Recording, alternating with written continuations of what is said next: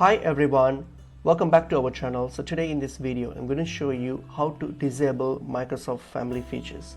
So let's get into the video. So first step, open up your task manager on your system. So you can either search for it for task manager or go to your system and open up the task manager option.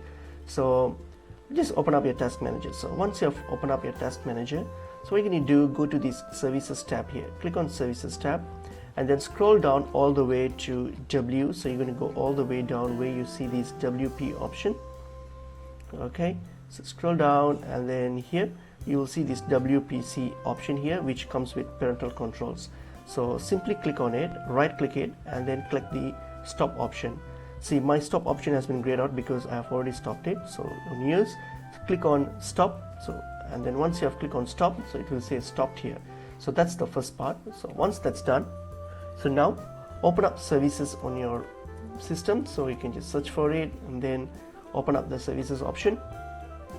So once you open up the services option here, so what you're going to do, you're going to scroll down where you will see this parental option here. So here the parental controls.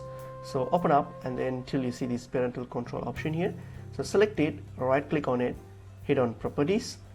So when you click on properties here, so under startup type, simply select disable. So simply select disable and then hit on apply and then click on OK, and that's it. You'll be able to disable these services now, the Windows Family services, and that's pretty much it is. Hope this video was helpful. I will see you in another video.